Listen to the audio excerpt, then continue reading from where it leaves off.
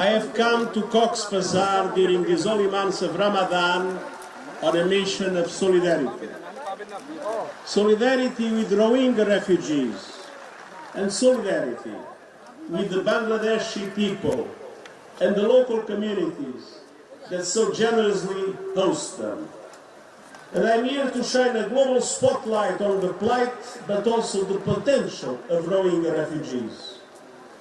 The more than 1 million Rohingya refugees here are proud, they are resilient, and they need the world's support. After decades of discrimination and persecution, we had a massive outflow 8 years ago following the massacres that took place in Arakan.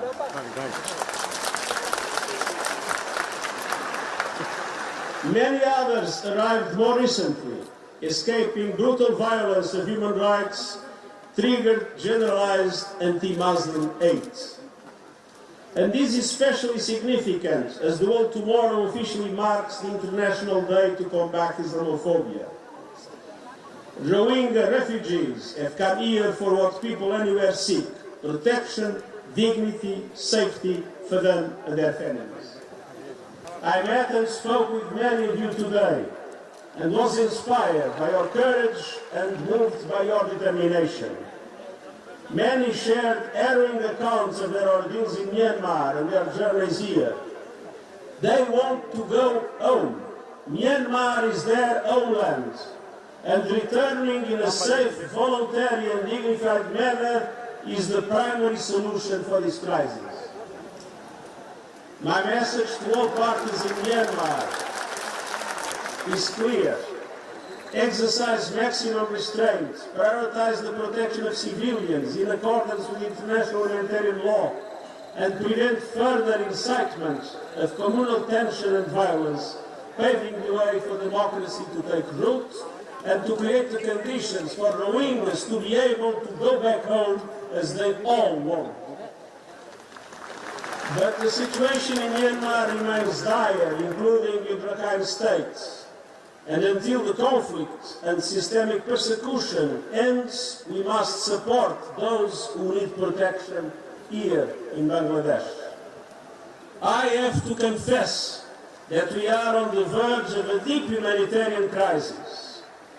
With the announced cuts by several countries of their financial assistance, we are facing a dramatic risk, the risk to reduce the food rations to the Rohingya refugees to a level that would be 40% of 2025. That would be an unmitigated disaster that we cannot accept, because people would suffer and even people would die. And so my voice will not end until the international community understands that they have the obligation to invest now to support the Rohingya refugees here in Bangladesh, and to make sure that the people that already have suffered so much will not have an additional problem. We will do everything to solve the problem of the food rations.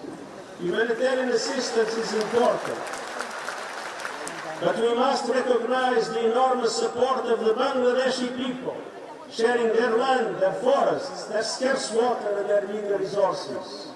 And the communities that host them are on the front lines of the climate crisis. Summers are scorching and the chance of fires skyrockets. In the cyclone and monsoon season, floods and landslides destroy homes and lives. In addition to essential food aid, people here are also hungry for education, skills and opportunities for independence. Some Rohingya families feel they have no option but to risk everything on perilous sea journeys. So we have a special obligation to ensure that the aid reaches the Rohingya refugees and show that the world has not forgotten them. That is why the cuts by the international community of the aid to Rohingya refugees is unacceptable. And I repeat, Cox's Bazar is ground zero for the impact of budget cuts on people in desperate need, and we must do everything to make sure that that does not happen. The solution must be found in Myanmar, and we will not give up until conditions allow for the voluntary, safe and sustainable return for all refugees here.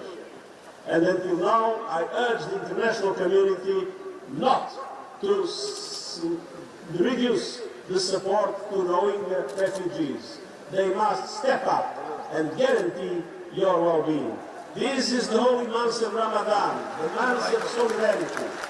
It would be unacceptable that in the month of solidarity, the international community would reduce the support to the Rohingyas in Bangladesh. We will do everything not to make it happen.